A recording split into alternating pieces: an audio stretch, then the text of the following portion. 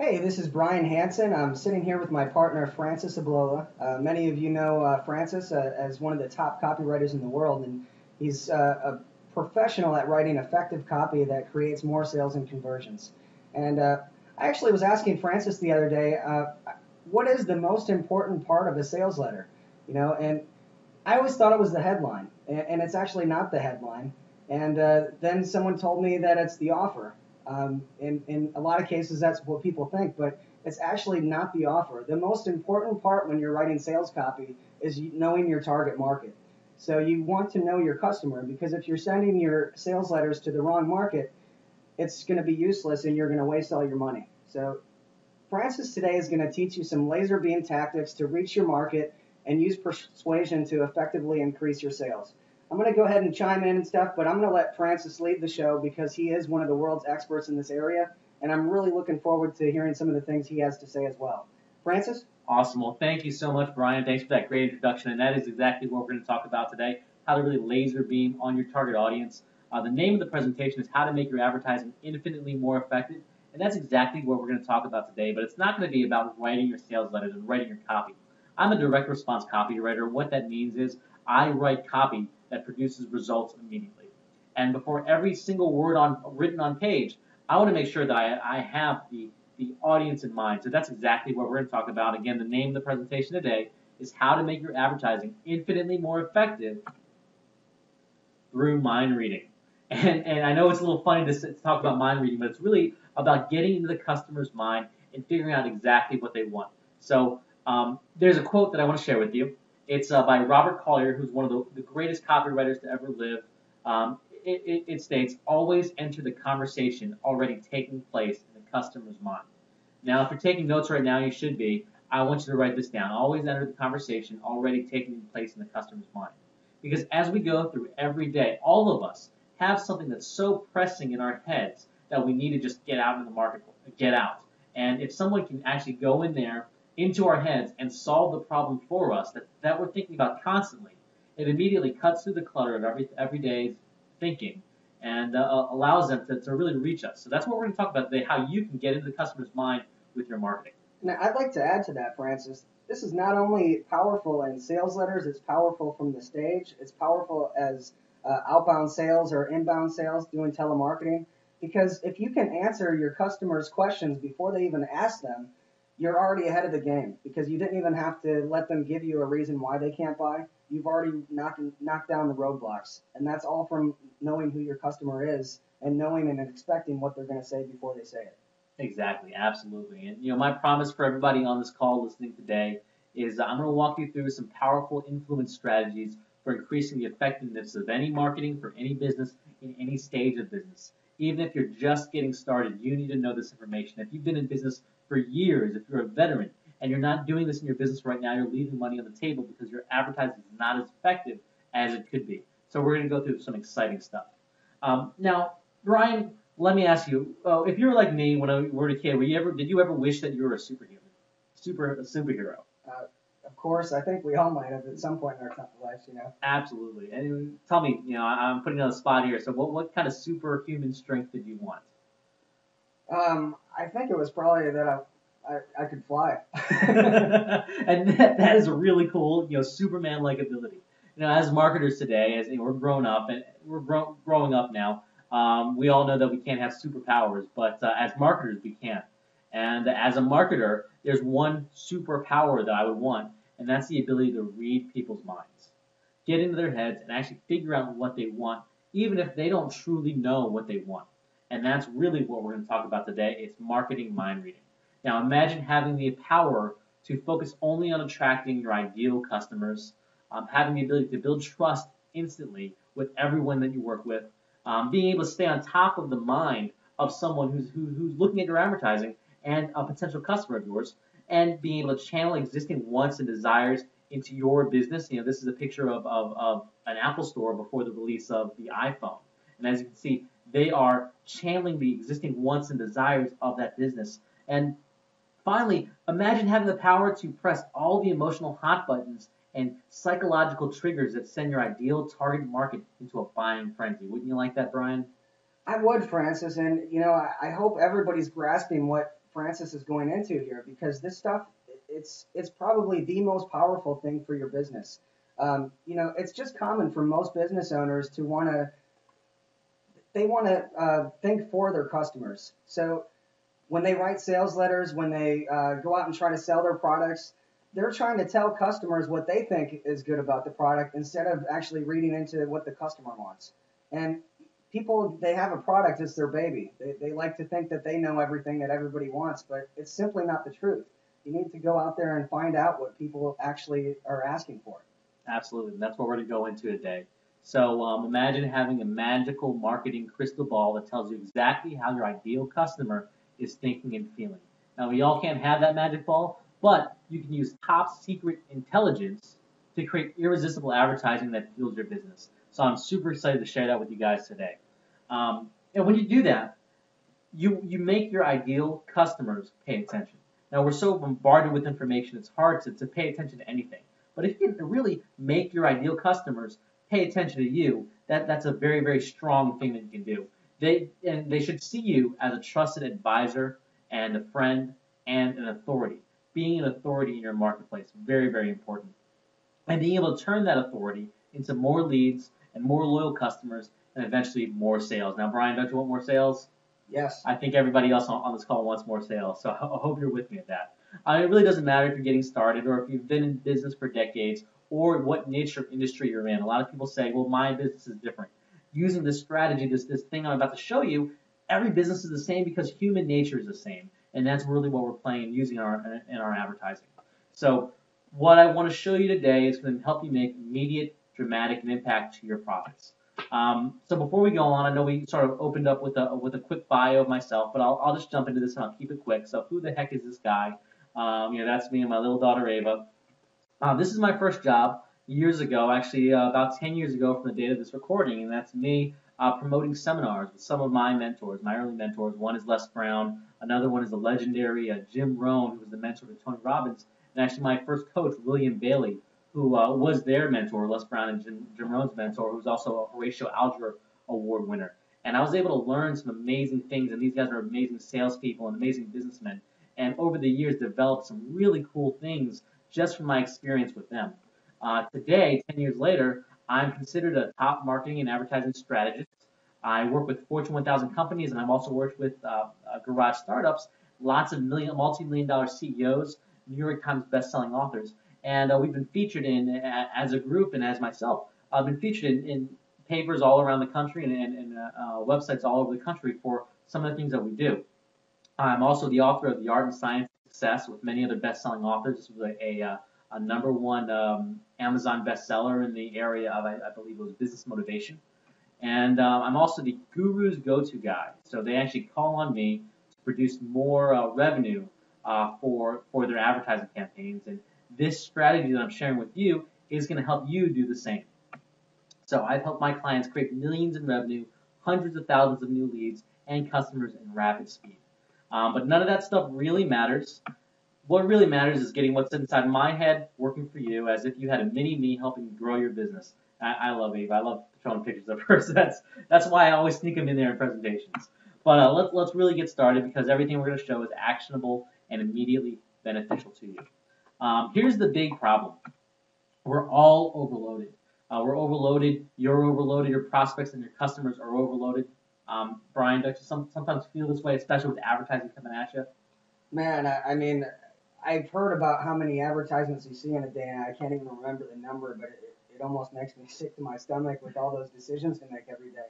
And I've had to literally shut down multiple email accounts because I just can't keep up with them. You buy one thing with your email, and then they sell your leads to someone else, and there's just so much information in front of me every day that I couldn't agree more. This is actually one of the biggest roadblocks I feel with a lot of entrepreneurs is they have too much information in front of them. Absolutely. And just like you said, you don't know how many advertisements. Well, it's been said that 3,000 advertisements per day we're bombarded with.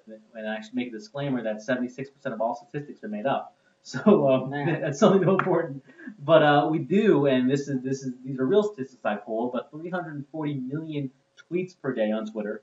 There's 292 billion updates a year And the average Facebook user spends at least 32 minutes on an average day on Facebook. 48 hours of video is uploaded on YouTube every single minute. I don't even know how someone can create that much video. How do we get our prospects' attention? That's really what we're fighting for with everything going on in the world today. And the first solution that everyone goes to is advertise. But how do we know we're doing the right thing? So this might, as a business owner, this might be how you feel right now. There's so many things that we can do. We can use social media, we can use those newspapers, TV, and radio. We can go on the internet. We can use all the different social media, press releases, which is something we do. Using online classified ads. There's so many different channels as a marketer and as an advertiser that we can use. But how do we know it's effective? And how do we know that we're using our time the right way? How do we know we're using our money the right way? And as you know, as an entrepreneur, and Brian, I'm sure you'd agree that money and time are the two most important things in your business. Absolutely. So really what we want to do is focus in on effective advertising. And here's really my definition of what effective advertising is. One, it focuses on the right media to the right potential customer. If your advertising doesn't do that, if it goes to a broad audience, you may be losing money. Does your advertising speak directly to your target audience? Again, a very important thing you need to know. Does your advertising speak to the person who's reading it? Not only that, but who your ideal customer is. But then in addition to that, is it benefit driven to what the customer wants? Not what the marketer wants, but what they're looking for. And finally, does it have a specific call to action? So those are things that you should know. You should probably write this information down.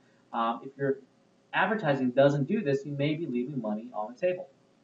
And just an example, if you're in the real estate market, if you're a real estate investor, would you use a banded sign or a sign like this here on the left to attract a buyer of a multi-million-dollar home? Would you put the sign in the low-income neighborhood to attract a multi-million-dollar home buyer? Probably not. Your advertising isn't effective because it's not going to the right market. It's not going to the right place. Brian, would you agree with that? I would. Awesome. So it's comparing your advertising to a shotgun versus the sniper rifle. All of your advertising should be the sniper rifle, especially if you have a small budget to work with. Imagine going on a shotgun and trying to get as many people as possible versus going directly to who that target customer is with pinpoint laser accuracy, just like Brian said earlier. And here's the bad news. All of your customers are ignoring you. You really need to cut through the clutter. You need to get in with laser focus and that sniper rifle approach. So who do they listen to? And I kind of alluded to this earlier. They listen to trusted friends and advisors. They listen to people who understand their needs, their problems, and have their best interest in mind. David Ogilvy, he's one of my legendary heroes in marketing. He's an amazing copywriter, amazing ad man. He wrote this quote: "All good marketing requires empathy." And it's very important. It's another writer downer if you're taking notes. All good marketing requires empathy, and that really just means having that connection with that target audience, and not really calling them a target audience, calling them a person, because that's what really are. All of your customers are real people. So how do you reach them? And too many business owners tend to get their advertising and their marketing done the wrong way. One of it, they get marketing done wrong because they try to sell the features and not the benefits of what someone is looking for. They market to what they think is important versus what the customer is looking for. They don't think what the customer thinks is important. Can I add to that, Francis? Absolutely. Because there may be some people out there thinking, well, that's not me because I didn't do this when I started my marketing campaigns, and we're making a lot of good money right now. But the fact is, it doesn't matter if you're losing money or making money. If you don't know your customer market, even if you're doing well with your marketing, chances are you can probably increase your sales and conversions. I mean, I can't even imagine the percentage that you can change if they went back and actually learned to market. But it doesn't always mean you're going to fail by not doing this first. But it almost always means you're going to increase conversions by going back and doing this kind of research. Absolutely. And I'm a copywriter, and I've spent the last 10 years of my life learning how to be an effective copywriter. But you can be a terrible advertising copywriter, but as long as you know your market with pinpoint accuracy, you can create effective advertising. So that's really what I want to stress today. my advice today might be kind of counterintuitive, and that's to stop selling to your customers. Instead, you want to listen to your customers, and you want to become their best friends, their BFFs forever. And the reason why is because you want to position yourself as a trusted advisor offering valuable guidance to your best friend. That puts you in a completely different category from everyone who's not listening to them and trying to just sell them. And when you become the trusted advisor, you become the first person they look to. You become their expert and their authority. You become your target market. Think what they think, feel what they feel, go where they go, and experience what they experience. Now, I became a really good copywriter in my niche, not because I'm a great writer. In fact, I barely made it out of college English. I barely made it out of high school. And I became a really good copywriter in my niche because I understand what my audience is looking for. Now, I actually even go to seminars as an attendee to talk to the people who are there, to kind of do my market research and get into their heads and feel what they feel and experience what they experience. If you're selling to a market and it's your primary market, you want to become that market, not a person selling to them. So that is so vitally important. Stop thinking customer prospect on the name of a list. Start thinking real person with hopes, dreams, wants, needs, desires, and problems only you can solve. And to do that, and I kind of have a funny approach to doing this, I call it making up imaginary best friends, fun and profit. Because with your best friends, I love my best friends, and the reason, my imaginary best friends, and the reason is because it's the next best thing to climbing in someone's head and reading someone's mind. And again, going back to the superpowers that we all wish we had, mine is being able to read somebody's mind. If you can't read somebody's mind, next best thing is becoming best friends with them, because best friends tell each other secrets. They tell each other's hopes and dreams and desires, what they want, why they want it, what they like, who they trust, why they trust them, and why they buy. Wouldn't you agree? And Brian here, I consider you a really good friend. We share things that we wouldn't share to the general public. Is that correct? Absolutely. Absolutely. And you know what? I'm sure people on this call listening today do the same thing with their best friends. Now imagine if you were your best friend with your marketplace. Have you been anchoring me to sell me, Francis? Yeah, that's right. That's right, Brian. Well, here's the thing. Your imaginary best friends, it's not going out and creating fake people. Well, it kind of is actually. What we do is call it creating your customer personas, or oftentimes creating customer avatars. And basically, it's a clear written profile of your specific segments of your target audience. And when you have this, you can actually identify to the T who the person, who your ideal customer is. You want to focus on attracting who will give you the most money with least resistance. In any business, it's almost how do you make more for doing less? The most money with least resistance, and zero in on your best customers. And this is important, who enjoy who you enjoy working with, and also who enjoy working with you. But very important on building, especially what we do, is build a lifestyle business, zeroing in on your best customers who you enjoy working with. So would you rather work with this guy or this guy, the party animal? And really, it really depends on what you want and what you have to offer. But the marketing is different. The advertising is different to go after these two different groups. So when you're creating imaginary friends, it really helps to interact with your target customer on a deeper individual basis. And you will always want to think in terms of what benefits they want, not what you can offer them, what you think they want, but what they're looking for, and helps you find new opportunities with higher profit customers. Because when you get into the marketplace, when you create these imaginary friends and truly understand what they're looking for, you might come to find out they're looking for something completely different than what you have to offer, and they're only working with you because that's the closest thing. So you can actually even get more money out of them, or work with them in a different relationship because they're looking for something else that's not on the market. So you can actually find new opportunities.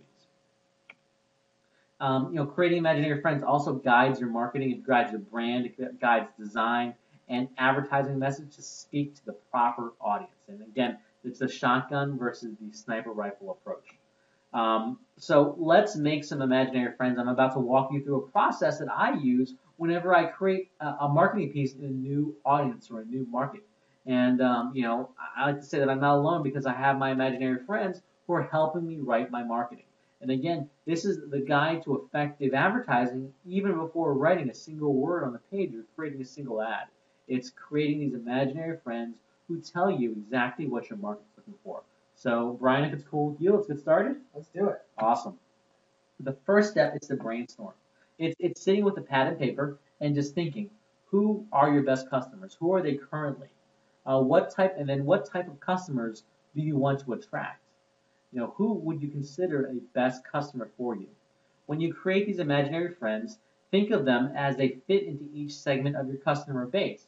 You don't need only one imaginary best friend. You can have multiple imaginary friends who all sort of speak to a different audience. You want to give them names and personalities, even jobs and families. Be very specific with the information you already know. If you already have customers, you can say, well, this is Bob.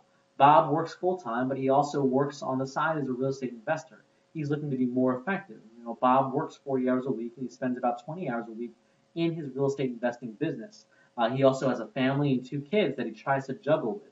And he's very frustrated with the results he's getting in this side business. So knowing that information, you get to know Bob a little bit better and how to help him even more.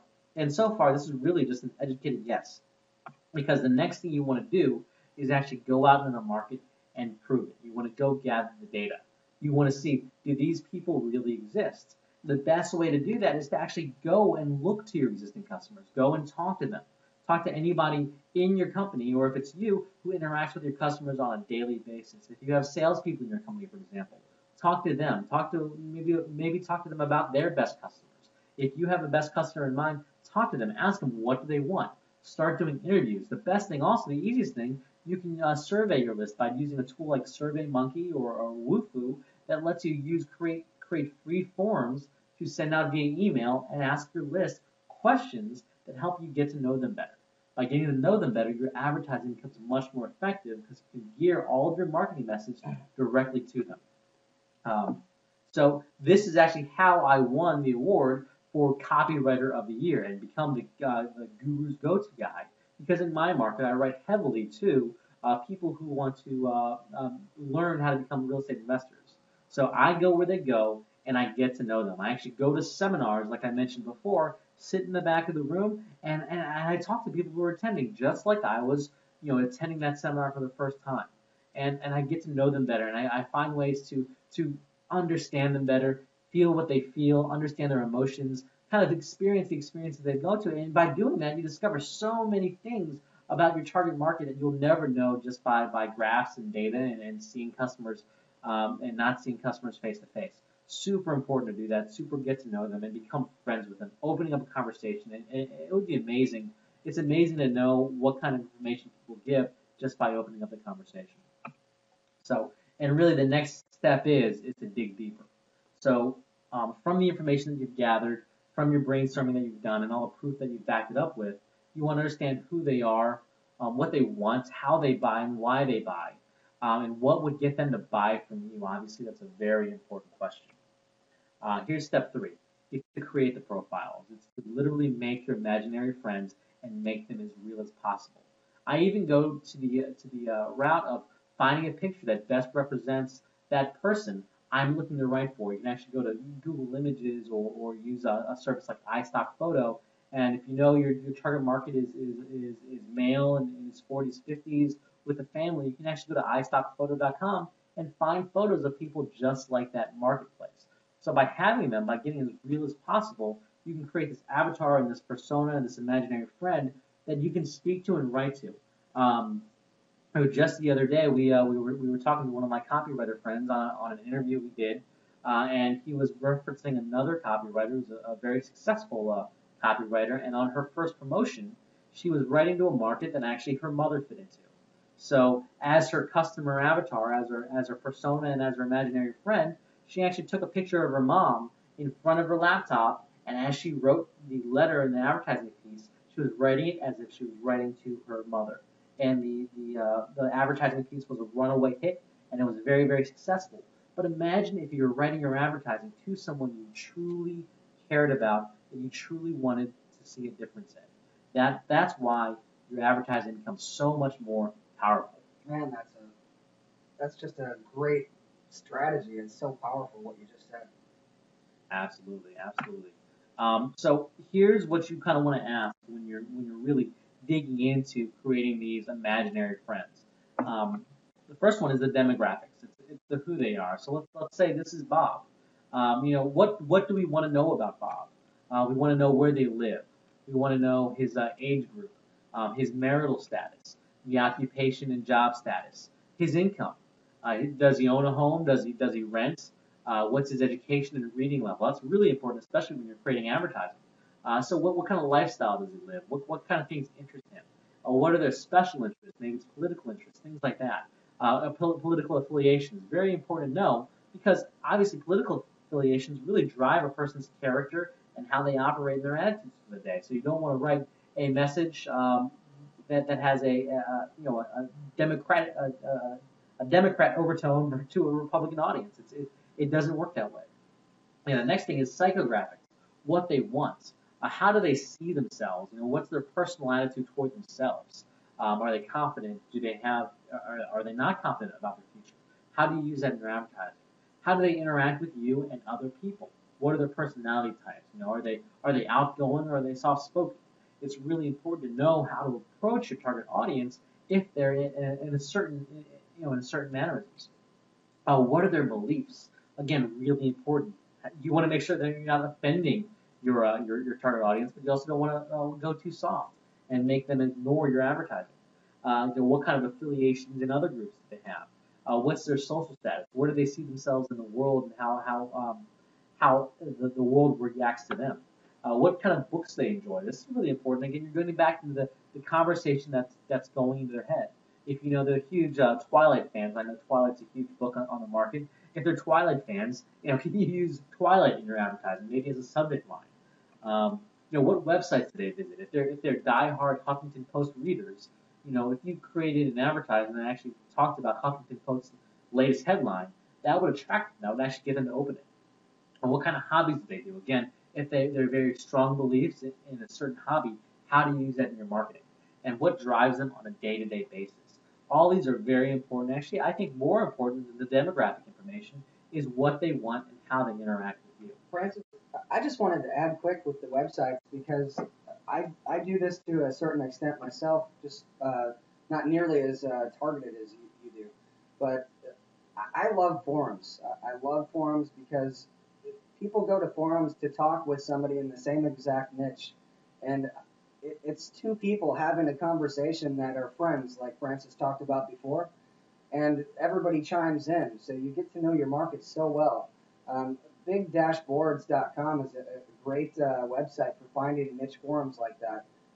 But I just wanted to give one of the tools that I use to try to find my market because people open up and act like themselves inside of forums because they're not buying stuff. They feel like they can talk like they would normally talk to their friends. And actually, a point to add to the forums is that when people interact on forums, they're actually hidden by their usernames, so they can even share their deeper feelings. Yes, absolutely. They're so open on the forums. I've gained so much intelligence off them. And that goes back to getting into where your market goes, and it's not meeting them in real life, person to person, but it's going to see them where they spend time and interact with others. Very important. I love that strategy. Thanks for sharing that, Brian. Going back to the point of what drives them on a day-to-day basis, what do they focus on? Are they focusing on just surviving from a daily life, or are they looking to connect with others? Are they looking for affluence and significance in their family, in their family life? Are they looking for enjoyment on a daily basis? When you understand their true psychographic need, what they need to fulfill and to feel fulfilled, your advertising becomes much more effective. Uh, Here's another big trick: is to find the pain. What's really eating away at them day and night? What's the primary need your imaginary friend is desperate to fill? What's the biggest problem that's always on their mind? What keeps them up at night? I just said that again. The Robert Collier quote. Getting into exactly the conversation that's already happening on an everyday basis. and what problems are they trying to solve in their lives, and what's the biggest benefit they want. When you start thinking of what are they desperate to fill, and approach your marketing that way, it becomes so much more effective because it clears the clutter of here's what I think is important to you, and just saying this is what's important from your point of view. And then understanding what influences their decision. Again, this is a very important part of understanding who your customer is and what is their ultimate goal in buying or interacting with you. Why are they looking to buy this product or service? If they don't know that they want to buy this product or service, what are they looking to fill that they got you to respond to your advertising? What emotions do you want them to feel? Is it security? Is it confidence? Do you want them to feel significant when they work with you or buy your product or service? Do you want them to give them independence?